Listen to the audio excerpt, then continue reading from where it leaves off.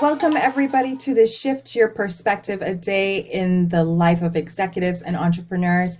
Today we have with us Miss Kimberly Smith of IBM. So Kimberly, you can go ahead and just unmute yourself and start and welcome all of the attendees to today's session.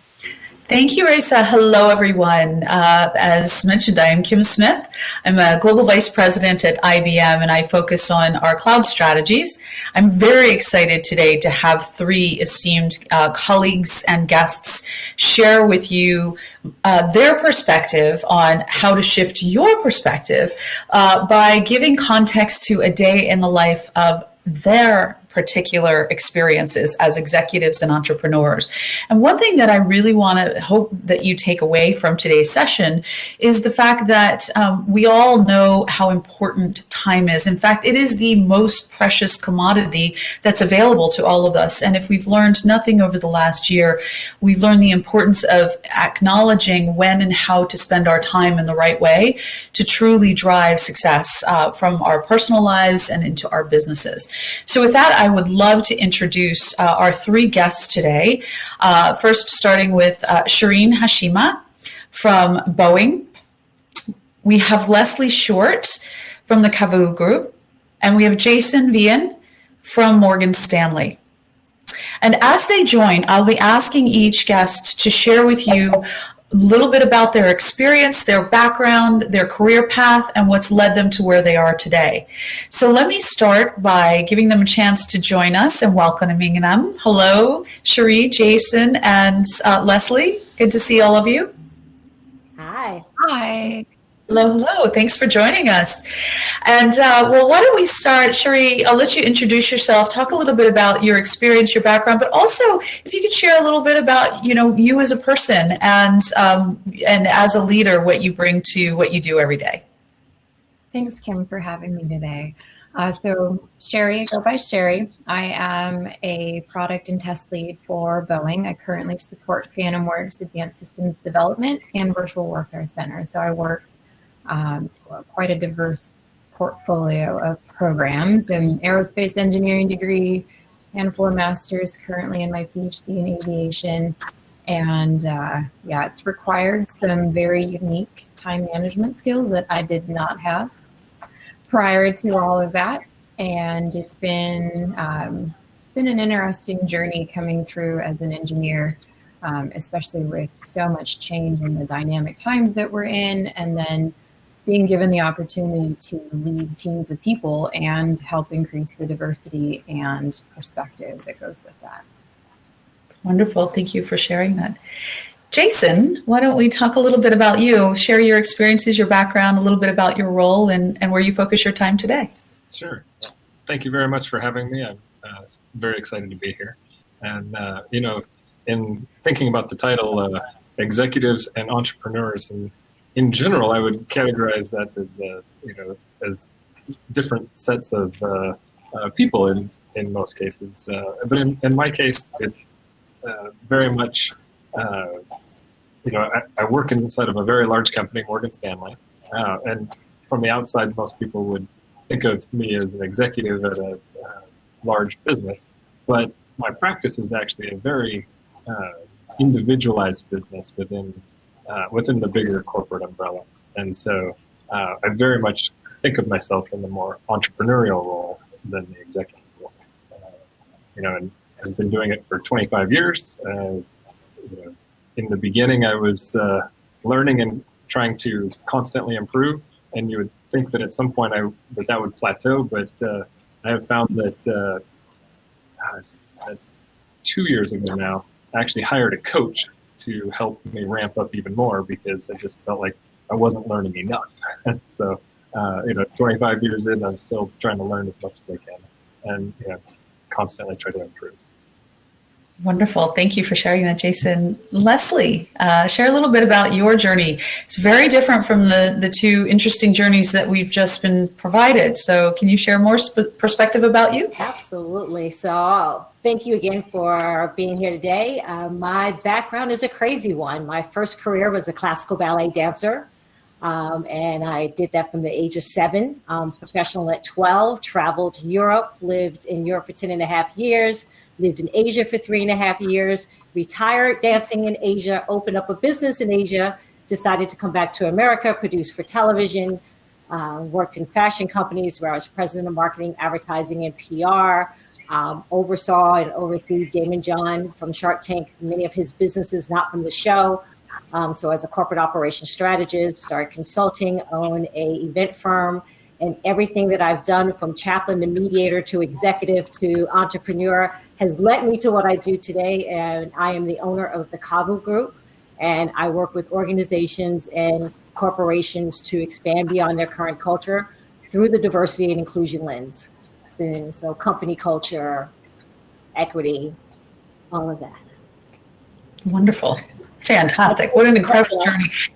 And I love the diversity of thought that each of you has to employ on a daily basis in how you spend your time and where you spend your focus, just given the plethora of things that you tackle. And so maybe I'll start with you, Leslie. You know, when you think about your micro and your macro goals, like what you need to achieve in your role today, where do you focus your time and energy? And how do you think about what productivity looks like and how that impacts you on a day-to-day basis? A lot of extra thinking you have to do there. I always say to everyone, it's not that serious. Take the day as it is. I know what meetings I have or what trainings I have, and I know they're set in that particular day, depending on the day. So I know what I have to do to go and to prepare for those trainings with companies or corporations. But it's the wild, wild west the moment I get off of the screen with them, because anything could have flown in. And in the midst of that, you're looking at what your social media is doing. How are you building that? Am I connecting with someone? You know, with the book now, am I jumping on in the middle of an interview and speaking about the book? Am I coaching a CEO? So I just look at the day and what do I have to get done that I know is scheduled, and be prepared for anything else that comes along. And you just prioritize what needs to happen at that moment in that day. That way you don't get thrown off so often. Oh, that's great. That's great perspective. And carrying that forward, Jason, if you think about how you have to be agile in your day-to-day activities, how do you tie that back to your broader goals and what you're trying to achieve? And then for you, how has that changed in the last year? Sure. Well, when we think about how I view things, I keep a 5-year plan, written and, on top of mind. Each year I work with my manager to come up with an annual plan, but it all is fit around that 5-year plan. And then there's monthly goals, weekly plans. And then, as Leslie was saying, sometimes like today, the market just goes all over the place and everything goes out the window. But by having that long-term focus and having your eyes on the horizon of where you need to go to, you can make those adjustments, track where you need to, drop something else that you're planning to do, but have to pick up something else that's come along the way. But by really keeping my focus on that horizon of where we're trying to get to, I do a lot of different things where they say you go where your eyes are looking, and so you try and keep your focus on where you're trying to get to, and then you, like Leslie was saying, you just deal with the things that come up along the way. Well, I love that you've connected. I have this 5-year plan. It's in front of me, and I'm working toward that. My day may take me any different direction because, for what you do, you're constantly reliant on how the market is performing. And so being able to adjust but maintain a path is really key. And I think that's extremely valuable feedback. Sherry, how does that align with your thinking, what you need to do? Because you also have a long-term horizon when you look at what you're paying attention to on a regular basis and how your company needs to perform based on where you pay attention. Yeah, it's a lot of the same. It's discipline, it's rigorous planning. For me, it's about setting myself up right for the day so that I'm right for my teams. And that's, I wake up at 4:30 and I'm at the gym by 5. And so by 7, I'm done. That's out of the way. My head's in the right space. I've got it. I'm not trying to fit it in later. And then the rest of the day is for those who I need to support, because it goes sideways. You're absolutely right, Jason. It's sideways, it's upwards, it's backwards. You hope it's not backwards. Sometimes you get those too. And it's a matter of staying flexible. And one of the things, I too got a coach, because I'm like, well, can I do this better? So I got a coach, and she's been helping me. And it's okay, well, what does it look like? What does your ideal day look like? Now, what happens if it doesn't look like that?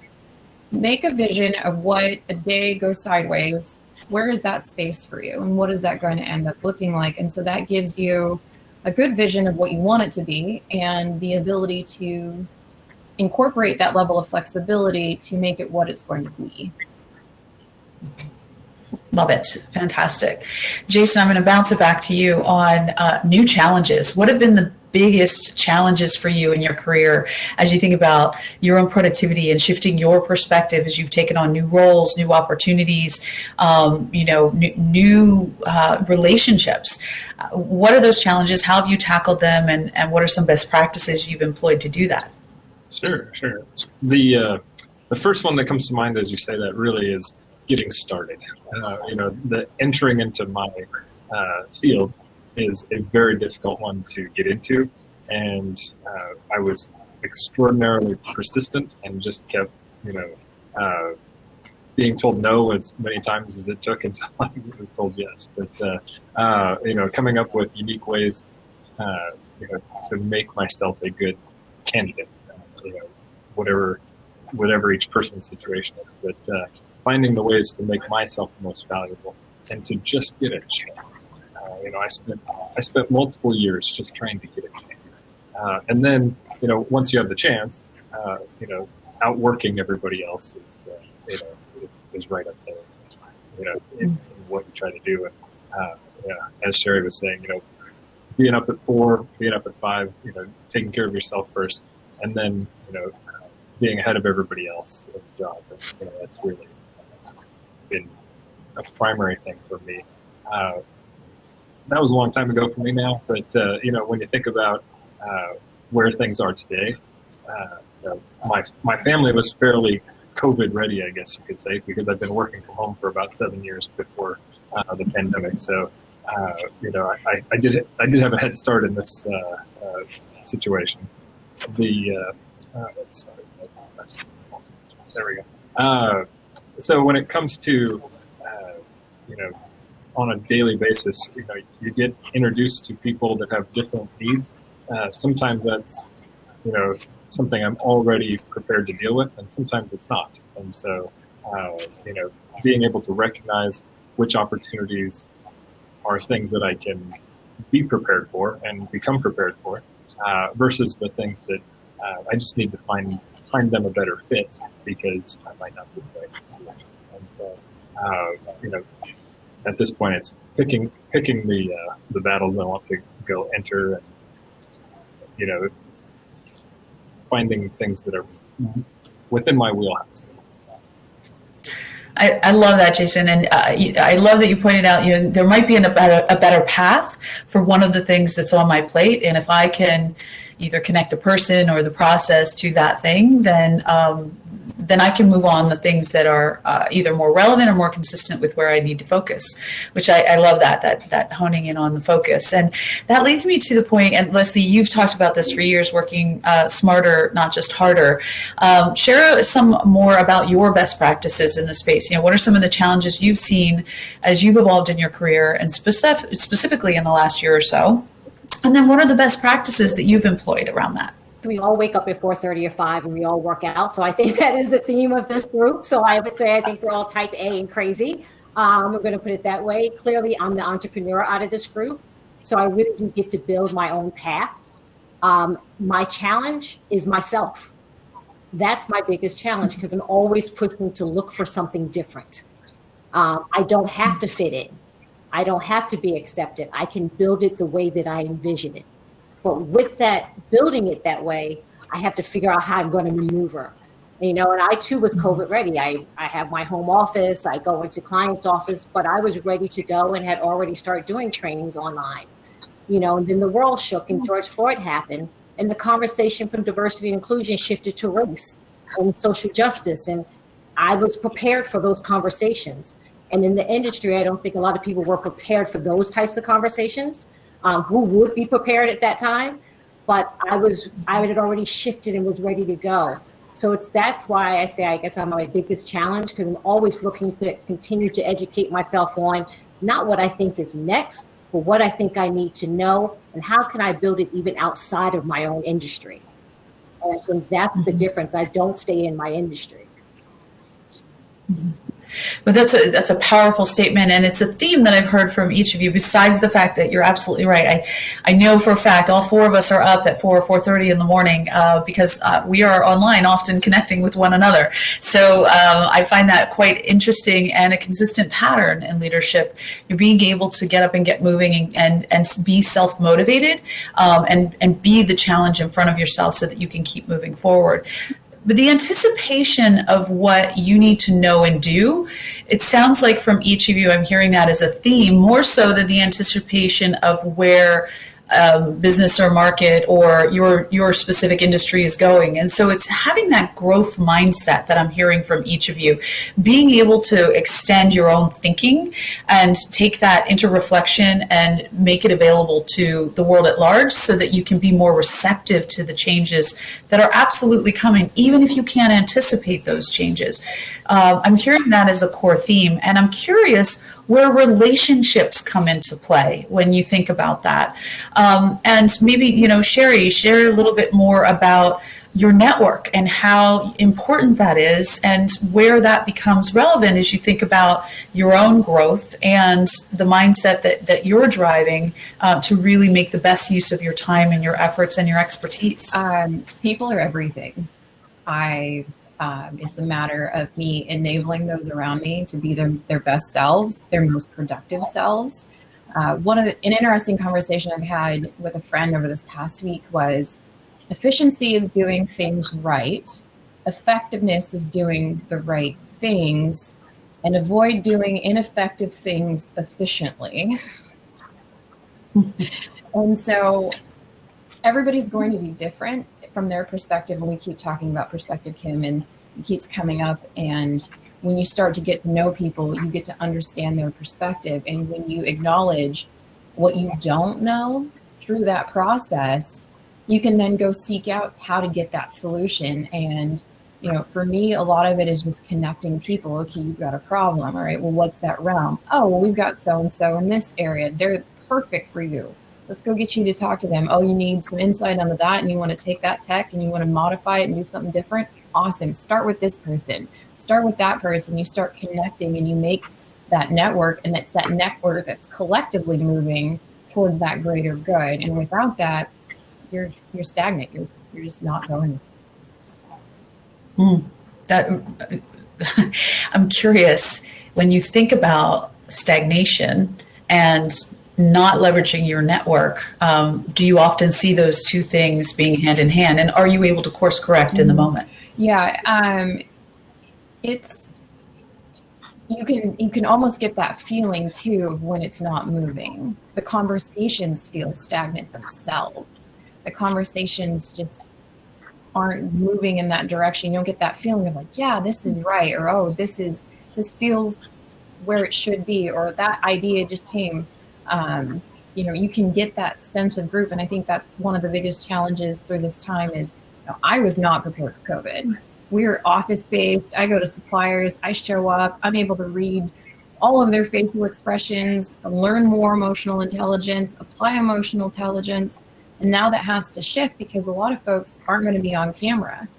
And so how do you figure out how to keep that momentum moving forward when you're limited in the information you're receiving? And then how do you change that emotional intelligence and that people sense to be able to move it to that next step? And so that's probably, I think, one of the biggest things for me so far this year is understanding, where are they at? Where am I at? And is it in the right direction? Mm-hmm. Good context there.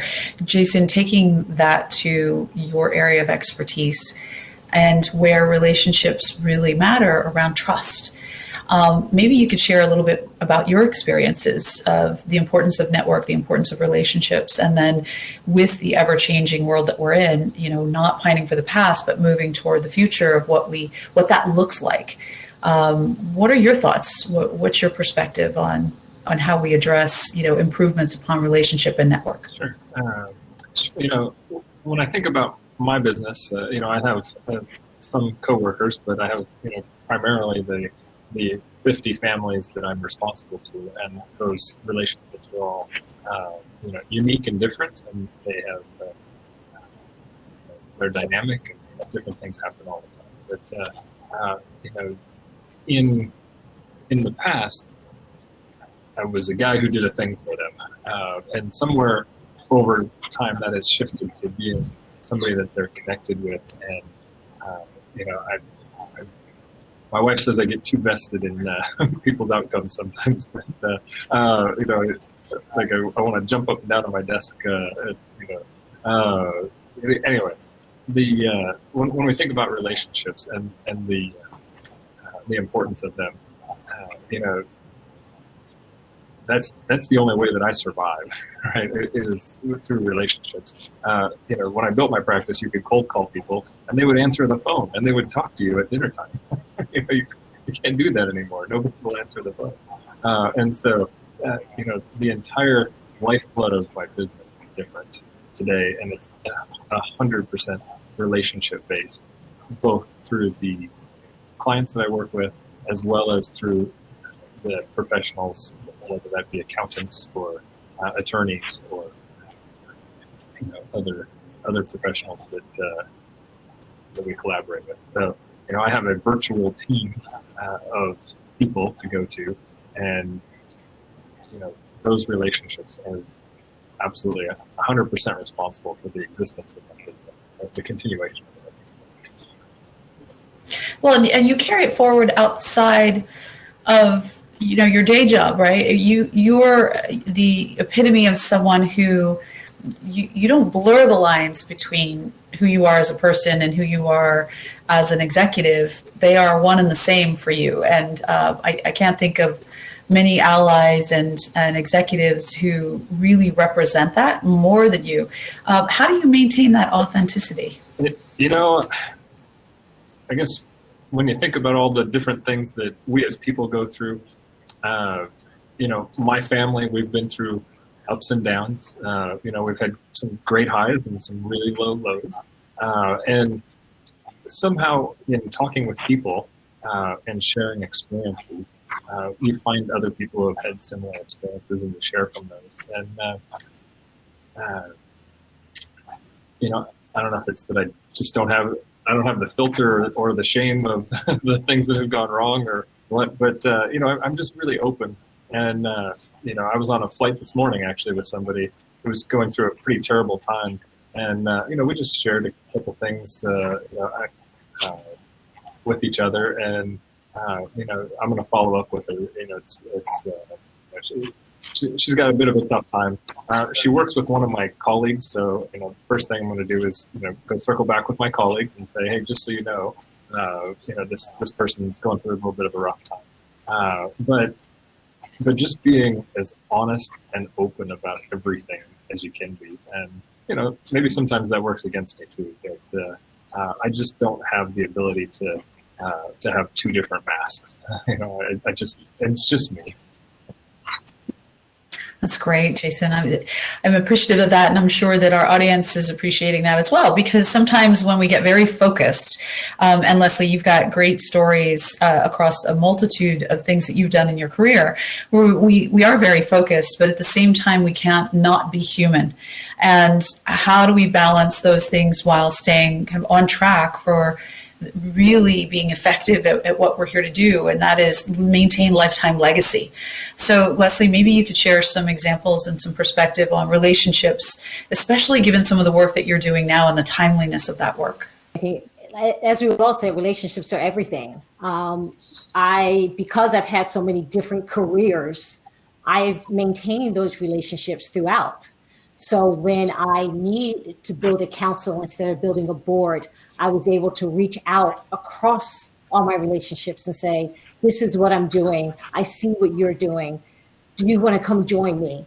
You know, it's not only my added value, because I'm aware of my added value, but I'm aware of someone else's added value. And when you look at it that way, not for a tit for tat, who gives what, but who they are as a human being, then you can really, that's how you build a relationship. You know, I was on a panel last night and they were teasing me because they had worked with me forever. And they're like, we don't know how you're a chaplain and how you're an executive. Because when you're an executive, it's like face to the wall. Let's go. What are we doing? Let's get it done. And they're like, but then something happens and you're like, empathy and I will take care of it. And are you okay? And your call. And they're like, how do you wear the two hats? I'm like, it's not wearing two hats. It's who I am. And so understanding who you are and what you bring to relationships, and that you honor them because they can be gone. And that is not, you're reaching out when you need something from someone, but especially in this time, you're reaching out to say, you crossed my mind.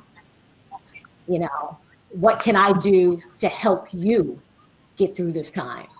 And with that, it continues to build. So yes, I still have relationships from when I was a dancer, and I have relationships from being in corporations and chaplaincy and all of it. And it's what allows me to do what I do today, to be able to speak about diversity and inclusion, to break that down when it comes to race, to work with CEOs and build company culture, because there's the trust factor that I'm coming at it from all perspectives, but I'm going to look at it from a human being perspective first, and then we're going to talk work.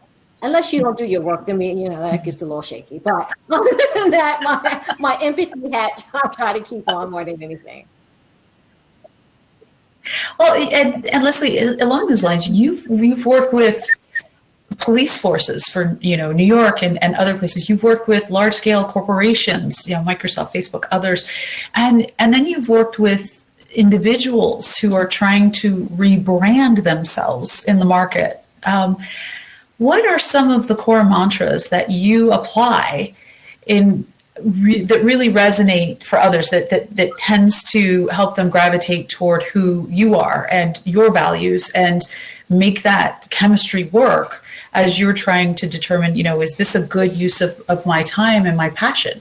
How do you think about that? What's your mantra, and how do you make those connections work? It is? work? I want to see if it's a work situation. I'm looking to see, are they ready to do the work? Because if you tell me you're ready to do the work, I will be in the trenches with you and we will do the work together. I'm always honest. I am not the banana up the tailpipe girl. Like, if you need to be hyped, I'm not the one to do it. I'm going to tell you when you're right. I'm going to tell you when it's wrong. And then I'm going to give you solutions on both. And then we're going to figure out how we keep moving. But if you need someone that has the ego, I have no patience for that. I have worked with tons of celebrities, and I don't need to build another career or another brand. I need to build a person so that you have a life after your career and your brand. So when I'm looking at it, who are you and what do you want from this? Because it goes back to relationships. If I have that relationship, I'm going to make sure that you have that relationship. What comes with me is all the career, all the options, all the relationships, and they're all yours on the table if you're ready to do the work. So. I love it. I love it. Sherry, you're nodding your head. What are your thoughts about that? What's your mantra, and does that align with your thinking and the relationships that you've developed? My mantra is people first, ask questions, check the assumptions. And, that people first is that connection, that human element. There's another person who is thinking and feeling and seeing on the other side of your interaction. And there's so much, I'm actually taking notes from Leslie right now. I'm like over here, like, oh, that was good. I like that. Okay. The added value. I think that's really an eloquent way of saying what everyone has value that they're bringing to the table, and to, I think, maintain the authenticity, like what Jason was talking about, is having acknowledgement of that value and going, okay, you're amazing at this, or you did this really well, or I liked how this turned out, and being able to pull on those strengths. And, I'm actually going to take, again, another piece from Leslie. Are they ready to do the work?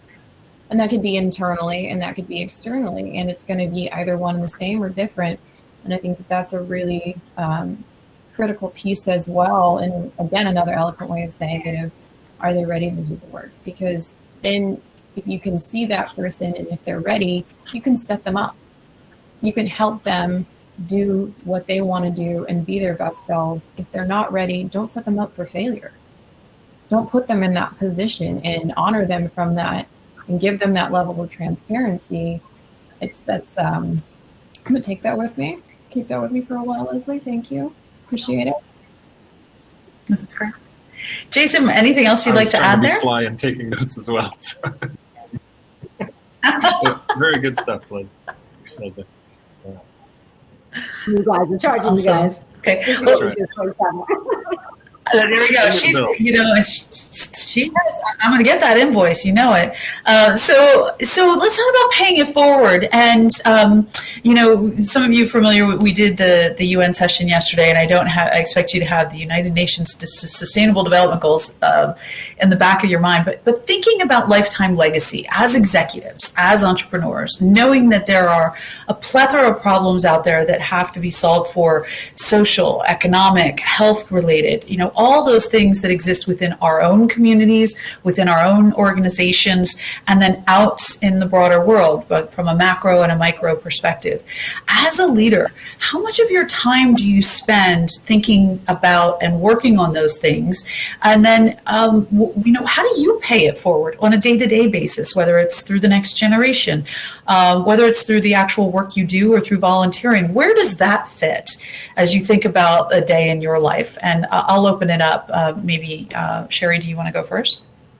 So SDG 5, that's my jam, empowering women and girls. And I love the indicator of when that's successful is it's equal representation across the board, whether it be in government and business. There's equal representation. And to me, that shows up in giving folks opportunities, recognizing that they might not have the voice yet. I'm very fortunate. I grew up in a very empowered household of what do you want? Go after it. Don't take that no. Like Jason was talking about, like, no, I don't know. That's not a thing. Like, okay, next, what's next then? And so finding those people who have that little bit of a spark and help add that flame, like fan that flame for them and help bolster them, especially now in COVID when, we've got so much of this new workforce coming in and they've finished their last year of school virtually, and now they're coming in and they're going into these companies virtually, and some of these are large, like we're big companies, and that's intimidating.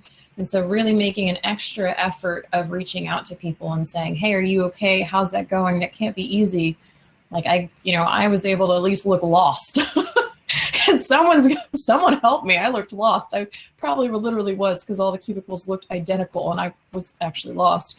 So, you get those benefits out of that. And so for me, paying it forward is, asking and looking. And if folks are even, they barely show a little bit of interest in like, I want to do more, I want to do better. I'm like, well, okay, I'm going to pull on that thread. I'm going to say, okay, well, what does that look like? Well, how can I help you? What can I do for you? Where is that? Because when someone does well, we all do well. And that's my, what I carry with me is, when you do well, we're all going to do well. So how do we help you and make that happen, and put a lot of extra emphasis on the ladies around and those who want to be allies and do good things.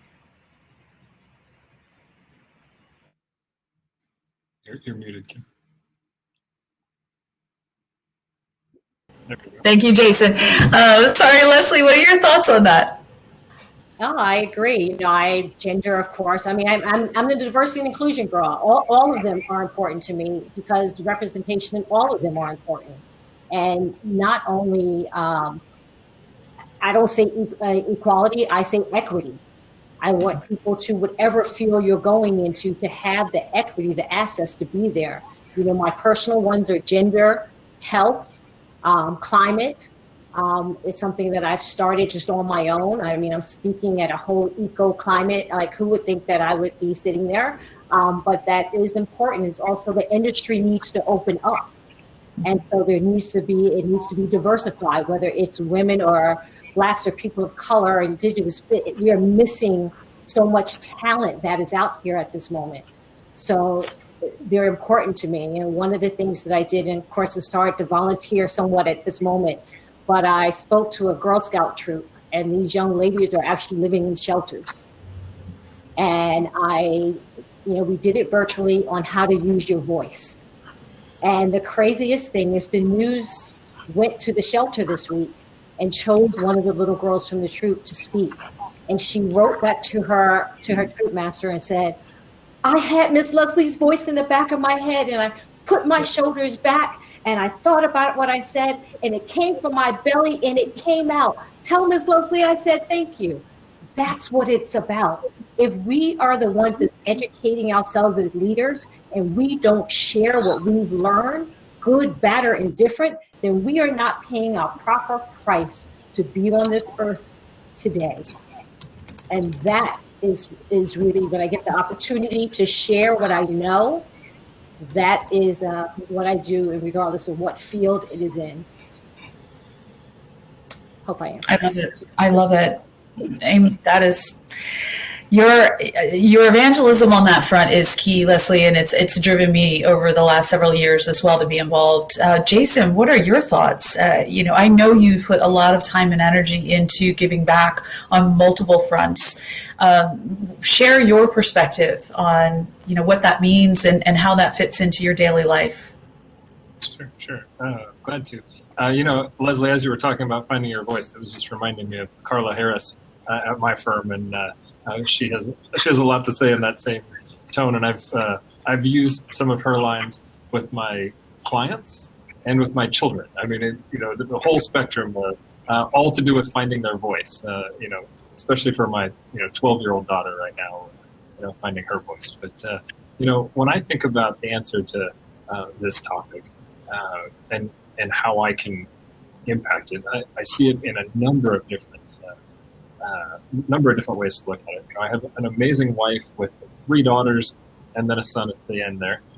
But all 3 of my daughters, I want them to have every opportunity out there, and how I can empower them, but also run my practice in a way that empowers their counterparts that would be, potentially coming into my practice. So, our 2 oldest daughters during COVID have gone from, pay by the hour jobs to salaried career opportunities. And so, Sherry, as you were talking about people coming into big businesses and careers, I've seen firsthand their 22 and 23-year-olds, really finding career jobs in this environment. And I'm really excited about that. So, acting the way that I want to see the world work, and doing my part to empower those people. And then when I think about what it is I do for a living, if I can direct capital to the right places, I can have a big impact there that goes beyond my reach of my office. And so, as a firm, we have a new impact directorship that I'm in the works of trying to become one of the first people to do that. That has a lot to do with what you're out there doing with capital. And in our world, we use the term ESG, but it's environmental, social, and gender, right? I mean, we want to make sure that we're putting money in companies that have a great track record and a great plan going forward, to look at all those different stakeholders, make sure that we have companies that make well-informed decisions based on the community around us. That's a big change for my industry. So, I'm happy to be participating in that to the fullest that I can. Jason, I want to call out, it's not only a change in your industry, it's a change that Morgan Stanley is leading. And it's so empowering to hear Carla speak. You've invited many of us and Women in Cloud to several of her speaking events, they're just mind-blowing to hear the capital extensions that Morgan Stanley is investing in and focusing in, not only from a policy perspective, but from a multi-industry perspective. I always talk about technology as being the amalgamation of all industries. industries, but I would say the financial services is as well. If it isn't for the capital and the incentive of the dollars and where that economic spend and investment occurs, then it makes it very difficult for any of us to drive movement. And I think that that's incredible to hear. And Sherry, you're doing the same thing in your space. You're one of the few engineers at your caliber with a number of degrees that I know, and I'm so honored to have you and Leslie and Jason on my personal board of directors. But when you think about paying it forward, I mean, you just paving the way is a massive way to pay it forward. Talk to us about that and how that has changed your trajectory and how you're using that to change the trajectory of other women and girls. So it's definitely been interesting. You know, I went to engineering undergrad and it was, I think, 13% female when I started. I think when I graduated, it might have been like 16, 17% female at my university. So it was just inherent. That's the culture. That's what you're around. And you're just like the girl in the room. That's it. If you see two, you're like, oh, hey, this is different. This is okay. And you work to figure out how to keep your place and hold your own. I think one of the biggest things is know your topic.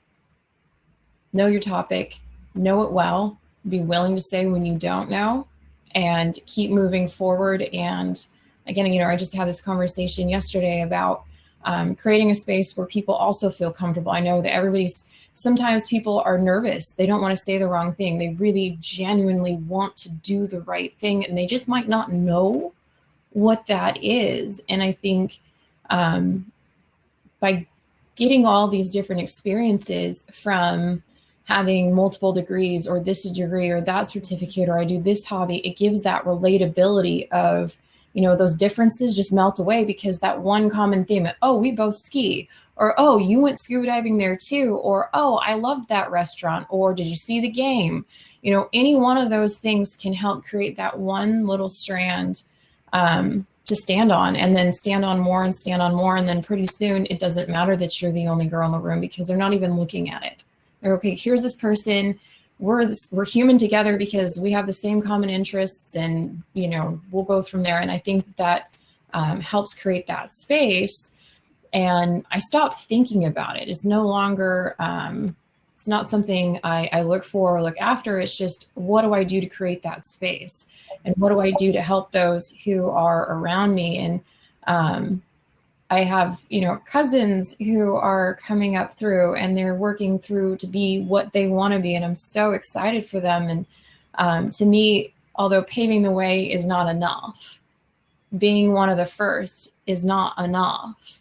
To me, there's so much more work to be done, and to look for those folks who want to do more and to help bolster them and to connect them and to help give them that little bit of stability and that platform to take that next step. Whatever that step needs to be for them, I want to help create that. I want them to know that they've got a space to launch from, and that it's going to be okay. Keep working hard, know your stuff, and, you know, help others. Like, I don't want to hear, like, thank yous are great. Thank yous are wonderful. They feel great. You know, you want to know that people are doing good. What matters to me the most is that that person's going to then pay it again and again and again. And that's to me the momentum that matters. And great, pave the way, do what you need to do and go through that. But it's about those behind, and again and again and again is really, I think, the big thing. And I've seen it in our area. I mean, we've got so many women program managers, and there's so many more folks who I'm seeing around who are taking on these leadership roles, and it's being more and more welcomed, and less of like, it's not even a thing. It's starting to not be the thing, that the content is the thing, and that's amazing. Mm-hmm. That's fantastic. I love that. Thank you for sharing that. Any other thoughts on that topic, Leslie and Jason? Everyone needs to start worried about if you are the only one, build it. Like, stop worrying about what someone else is thinking if you are the only one. It's just like she said, I'm going to be in there. If you see someone else, you're like, hey, cool, we're good. Because there is a common ground. But don't always be so concerned about going through the front door. Because here's the thing, there's a back door, a side door, and a window. Get in where you can. And then, like she said, like Carrie said, know your stuff when you're in there. Because what can happen, no one can take your knowledge away from you. Okay? So know where you're going. Be in that room. And when you're in that room, speak about others. Even when they're not in the room, they're not thinking about bringing them in the room. Make sure you speak big, but know your stuff and do what you have to do along the way. I love it. I love it. We're going to wrap this session with a lightning round. I want to thank all of you for this wise, sage, and valuable, timely advice.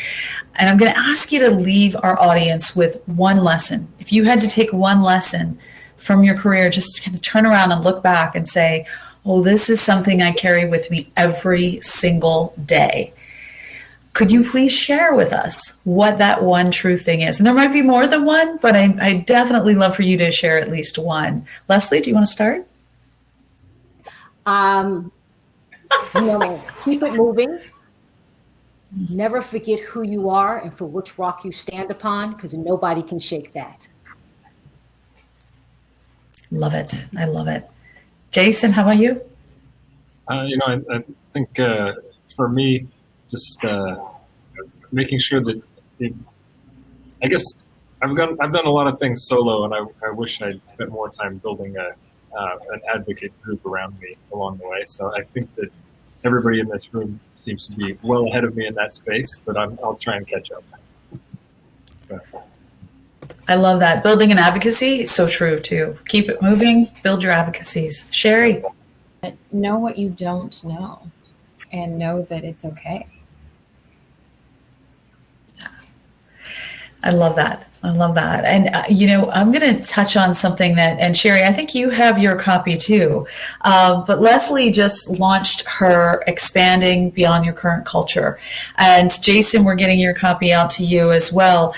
A lot of the things that we talked about today touched on many of the themes, Leslie, that you've called out in your book around shifting your perspective, looking at things, breaking it down into parts and being really mindful of how you spend your time, where you put your energy, and how you apply your passion.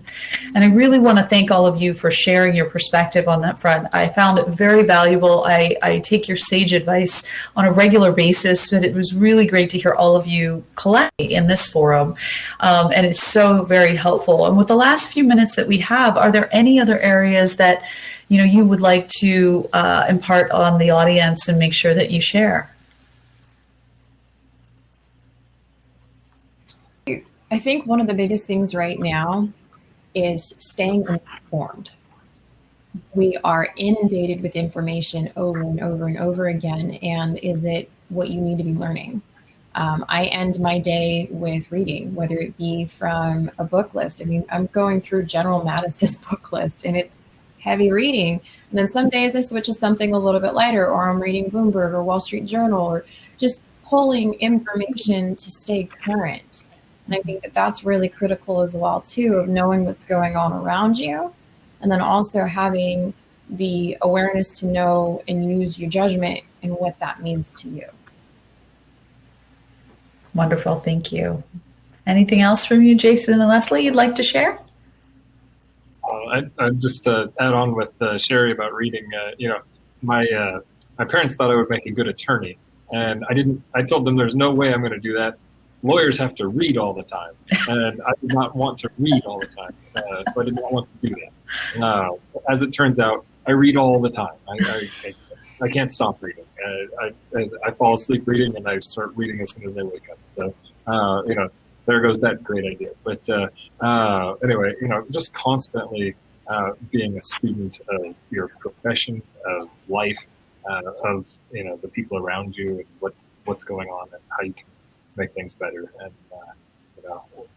when we're talking about somebody following you down the same road, or making sure that something doesn't end with you, I thought, if I go blaze a trail and then it stops with me, I've just built a dead end, right? And dead ends are no good; they don't go anywhere. So I need to take somebody with me who can keep going past. And I can do what I can do, but ultimately having advocates and having other people that you bring with you and lift up, keeps it from being a dead end. Oh, that's such a great visual too, if you think about it, right? And I've done hiking with you, Jason, so I know that is not a path that you take lightly at all. So, Leslie, anything else you'd like to impart on our audience? I just say, if you're going to take the title of leader, know that you have a commitment to be authentic and be accountable, the same way you are in your life. So continue to, as you say, educate yourself, but also take the time for yourself. And don't let anyone tell you that there's not an option. There's always an option in life and at work. Well, I want to thank you all again. Thank you for the life lessons. Thank you for lifetime legacy. And thank you for shifting my perspective on what it's like in the day of a life of executives and entrepreneurs. And I was taking a lot of mental notes, and we'll absolutely have a different day tomorrow than I would have had we not spoken. So thank you again, and look forward to staying connected with all of you in the future. Thank you to our audience for being part of the session. We'll look forward to connecting with you in the chats after today's sessions.